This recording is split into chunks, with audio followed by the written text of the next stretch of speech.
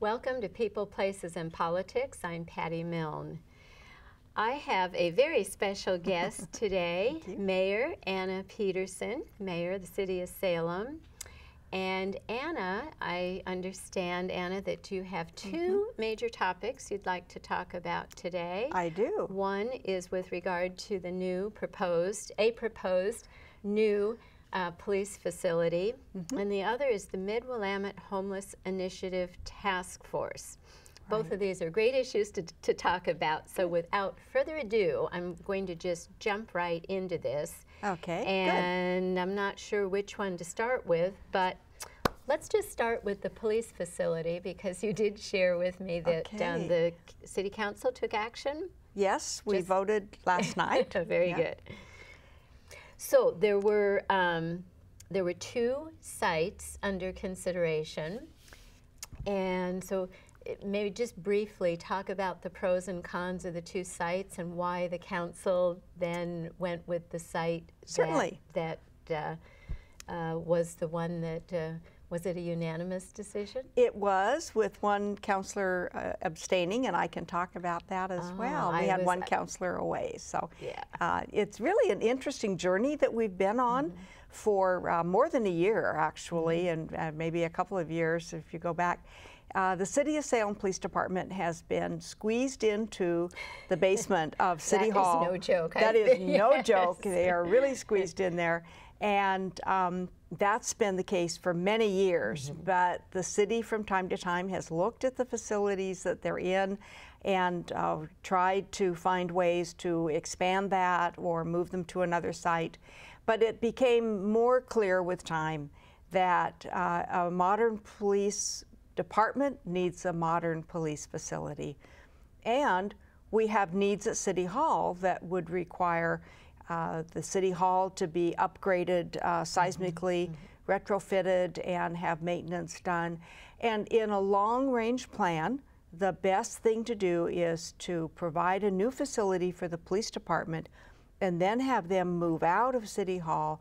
Then we can begin the seismic retrofitting and the maintenance on the building and be able to move people around in the building once that basement space is vacated. So it's been a long journey. We started with many sites, so 16, 18 sites around the community that we asked staff to look at, and received input from many people in the community about different possible sites.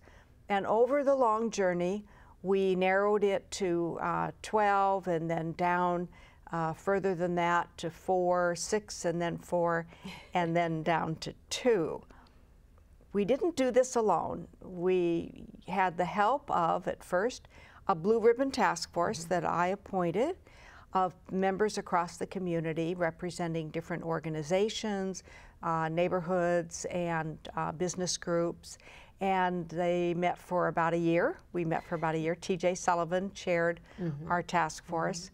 And the result of that task force was a very clear direction to the City Council to move forward with planning, to hire expert architects with background and experience in designing and building a public safety facility. And so we did that. We hired, put out an RFP, and we did hire a firm and began working with them. And they began consulting to the department and the city management and to the council. Wow, long process. Long process, lots of community input, I'm pleased to say. And the two sites that we finally settled on through a lengthy criteria process were what we call the DeLon or O'Brien automobile site. It's been different automobile companies over the years. The most recent was the O'Brien, and found that that site has certainly the space if the building can be configured in a certain way, and if parking would be configured in a certain way. There are a couple of restrictions on that property because it's right next to the Mill Creek, Mill Creek, and so you cannot, as you well know, build right close to the creek, so there's quite a setback. But taking all of that into consideration, that certainly is a viable site. The other site is the one we call the Leslie site, and that's actually the property that's just to the south of City Hall, just on the other side of the library parking lot. And as we looked at that site, we were interested because of its size. It's a little larger than the O'Brien site, and it's contiguous to the City Hall complex. Which makes a lot of sense. We thought made sense and made for some efficiencies.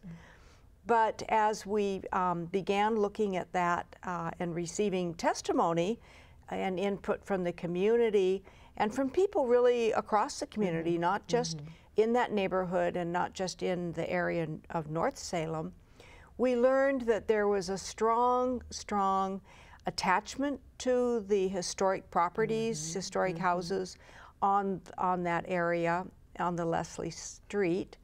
And they are charming. They're, you know, the craftsman style, and one was built in 1905, and another, I think, in 1911. And there's really a heritage there.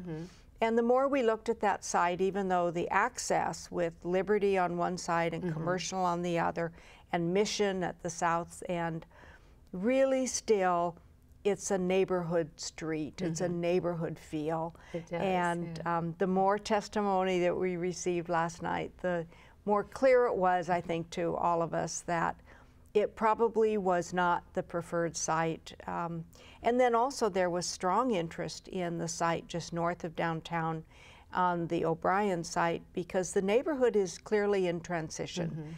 And the vacant lots have, I think, spoken to the fact that a neighborhood in transition left undeveloped for a period of time begins to go downhill. And that's what we were beginning to see, and that's what the businesses surrounding that area and residents surrounding that area were experiencing, and they were requesting us to strongly look and consider that site. Oh. Well, I've been following this along for the last, as you say, year or so, even longer than that. And it did seem to me that that O'Brien site was good. So, of course, what's there now will all be taken away. That's right. Start fresh. The architects did look at the buildings that exist, but they really need to come down so that the proper facility can be constructed on that site. And the interesting thing about building a law enforcement or police facility, and they called an essential service facility, I'm learning a lot about that, needs to be built to the highest earthquake resistant standards that are practical and possible. And that makes the building much different than an office building, even an office building, say for instance the one that State Police is building out on Kubler. This will be a facility that has to withstand 30, 40 years of 24/7 work use. And in the case of a major emergency or worst case, an earthquake, it needs to be a building that staff can go back into, that law enforcement can go back into, and can do the work of keeping the community safe. Yeah. Now, can you talk at all about, and again, if we compare to what the Salem Police Department currently has, which is really nothing more than a closet, will there be, aside from just bigger spaces and storage and evidence and things like that, will there be some new elements to what you'll be able to do?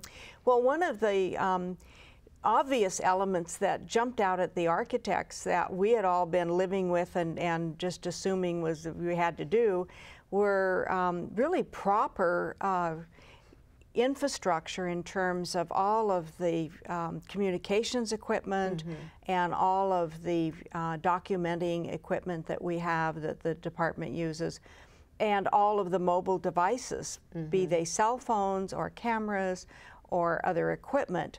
And it became very clear to the architects that everything we were doing was latched to a cable that ran somewhere around the department and across the floor.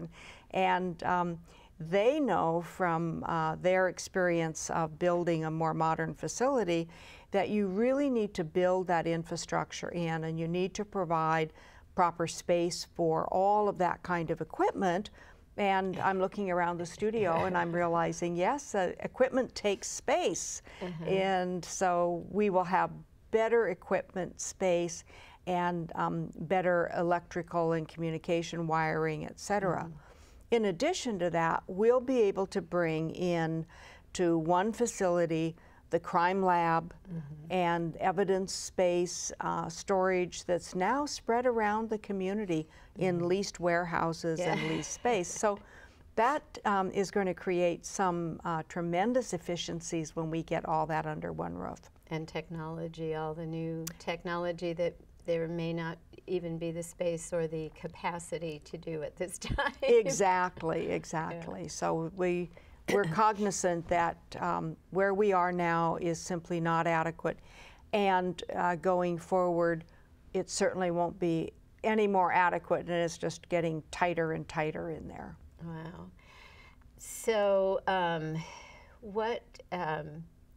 there's the O'Brien property, and then there's a small office. Yes, site. There's an office building there called Mill Creek. And last night at council, the council requested the staff and the architects to look at the site and see if perhaps the building could be reconfigured from their initial sketches to see if we might be able to build without having to eliminate that building. I don't know what the final determination will be, but definitely we are going to be looking at that. At least take a look at it. Oh, absolutely, absolutely. It would reduce by about how much the site, if that part, if that little, I don't know, it's a little office building. It's an office building. I believe it's 2 stories, and I don't know how many square feet that building is. And but I know that that site is with the current design needed for the parking space. But you know, everything needs to be looked at again.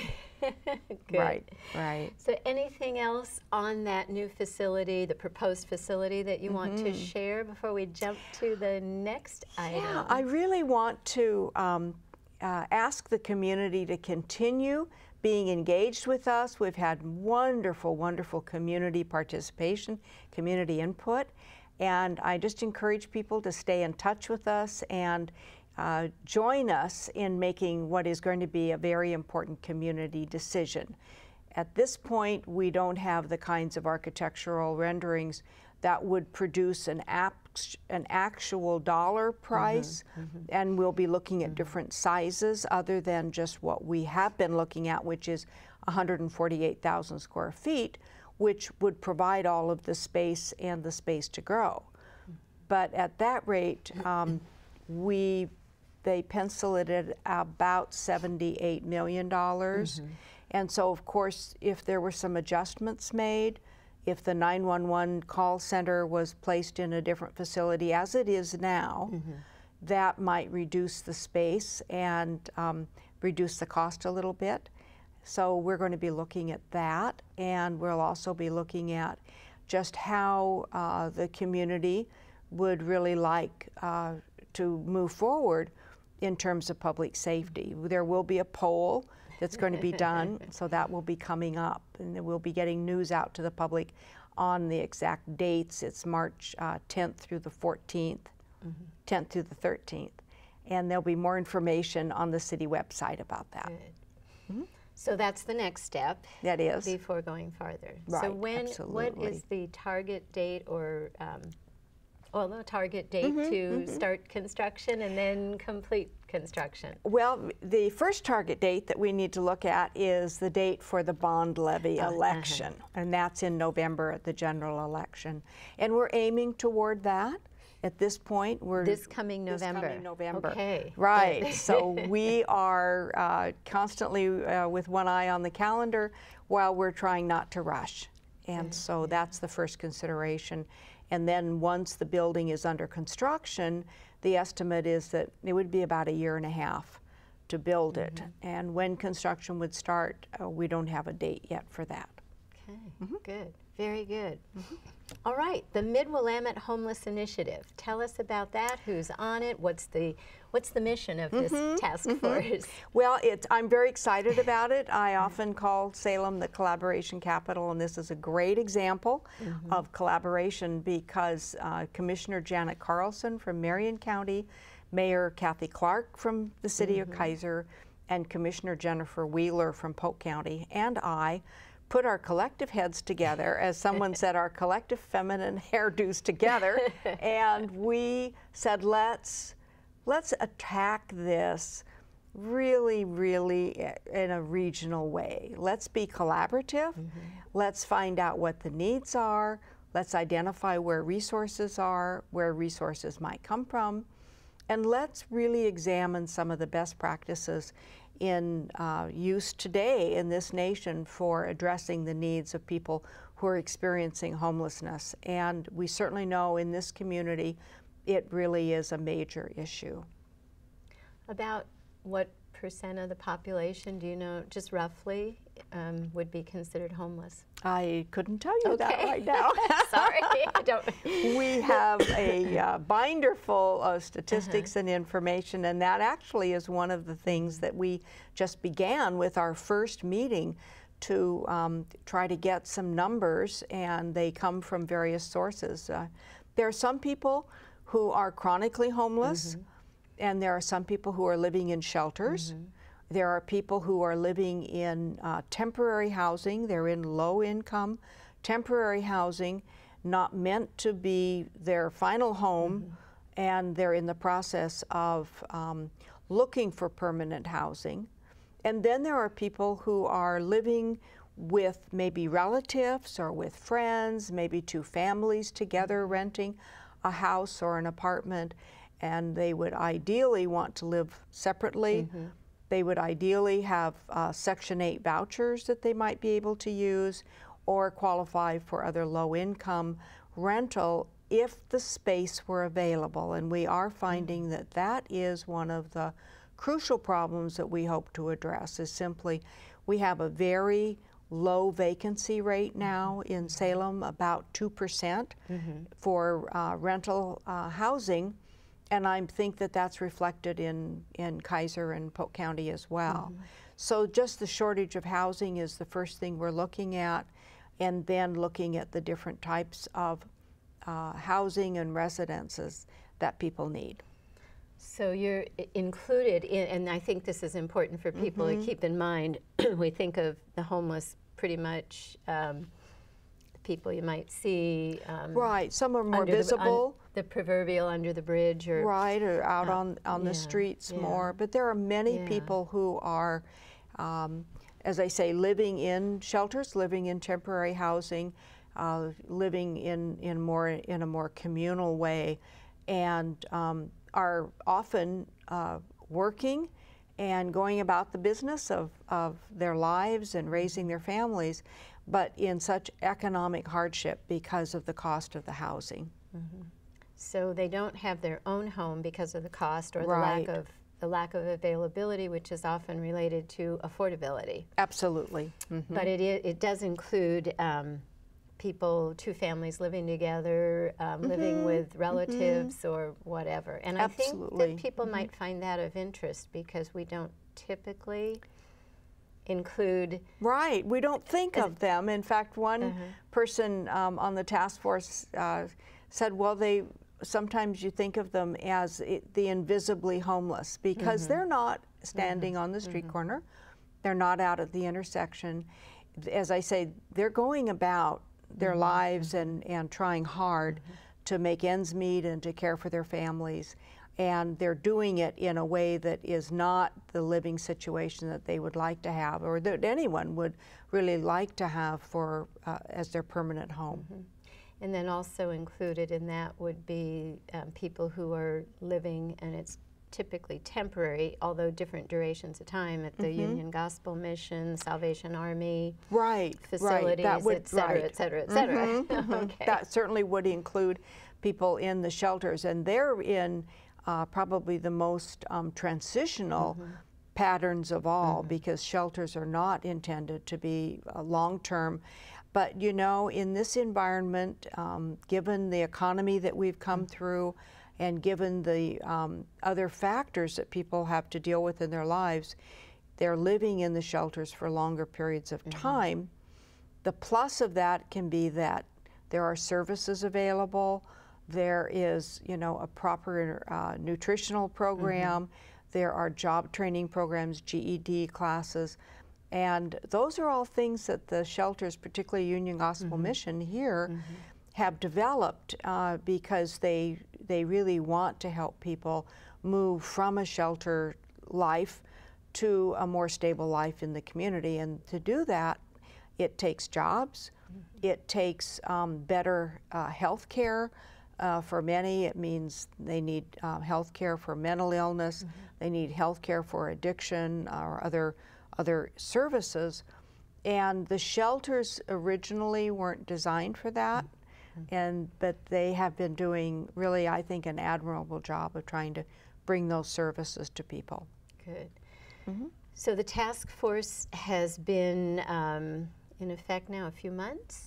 No, we just had our first meeting, right? Okay. We all, the four of us, Mayor Kathy Clark from Kaiser, and Commissioners Jennifer Wheeler from Polk County and Janet Carlson from Marion County, and myself, each appointed 4 people to the task force. So that means there are 5 from each jurisdiction, and 5 times 4 is 20. So there are 20 people on the task force. And in addition, we have also contacted a large number, and I can't tell you that number off the top of my head again, of people who are willing to be resource for us, either through their agencies or departments, or through the knowledge that they have through their businesses. Good. So what you're hoping to do is gather more information to make some decisions to do what? What are you hoping to accomplish? We would like to reduce the number of people who are living in various states of homelessness and provide a more secure range of permanent housing. We certainly know in Salem, because of the housing needs analysis, that we need more multifamily housing. We also know that we need more types of housing. In some communities, they call them a granny flat, or the small houses, the supplemental houses that, say, a garage that's converted into a living unit. And our code and our way of life here in Salem has really not included those, simply because we haven't had the density of the population and the requests, but we're now beginning to look at those. So zone changes would be needed, as well as I think some different types of financing. So we'll be including banking and mortgage companies in the discussion of how these different kinds of residences can be available. Good.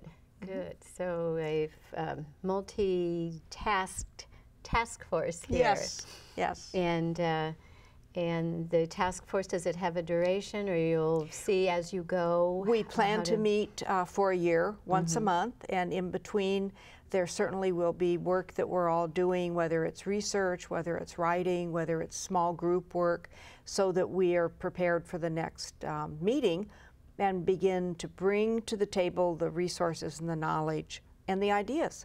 Okay, and again, with you involved in it, Commissioner Jennifer Wheeler from Polk County, Commissioner Carlson, Marion County, and Kathy Clark, the mayor of Kaiser, that would indicate that this study will include not just the city of Salem and the city of Kaiser, but also the respective Polk County and Marion County. Yes, absolutely. And in fact, in Marion County, because of the size of the county and the density of the population, we'll be out around the county meeting with communities and gathering information from people across the counties.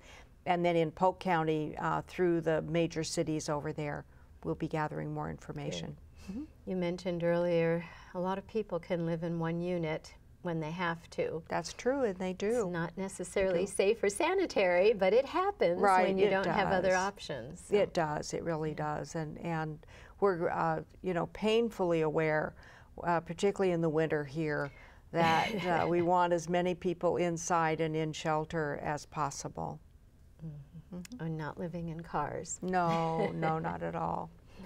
Anything else on this task force that you'd like to be certain to share? Well, I'd like to ask the community to join us in the problem solving and to recognize that it is a problem that exists across the nation. The spike in homelessness has, I think, caught many of us a bit unawares. I'm not saying that we were unaware, but I'm saying that I think that the numbers really have jumped significantly in the last couple of years, and we're not the only community that has noticed that. So I ask the community to be patient, to join us in our discussions. We will have a website that's up and active through Marion County, and then also through the City of Salem website. They can send in comments and information. And our task force meetings will always be noticed and open to the public. And the next one will be have some time for public comment as well. So we're looking. A date scheduled for the next meeting? The date for the next meeting is in at the end of March, and I'm not going to tell you that off the top of my head. I think it is the 29th of March, I believe. And but people can confirm that by checking with the City of Salem, City of Kaiser, Marion County, or Polk County. Great, great. All right, what other, we have just a minute, any contact information you'd like to share? You did just on the homeless initiative, back to the police facility, or just any issue regarding the City of Salem? Well, any issue regarding the City of Salem, my office is always open, and my door is there open, and I'm happy to meet with people or to talk on the telephone, and I enjoy going out and meeting with groups in the community as well. So by simply contacting the city, and again, I think the fastest way to do that is either through my email address, which is ampeterson@cityofsalem.net, or to telephone directly to the City of Salem. Good. Well, Mayor Anna Peterson, you're into your 6th year. This is my now? 6th year. Sixth Yes. Last year. Yeah, last year. That's true. That's true. But it's going to be such a busy year. I have a lot of things to accomplish. As you can see, these are 2 big issues, and there are several other things that we're working hard on. And people ask me, what am I going to do next? And I say, I have no idea, because I'm working so hard on what I have to do right now. So that's my concentration. Good. We never know where life is going to take us. No, we don't. Mayor Anna Peterson, thank you so much for being my guest this evening. Well, I appreciate being here. Thank you so much. Okay.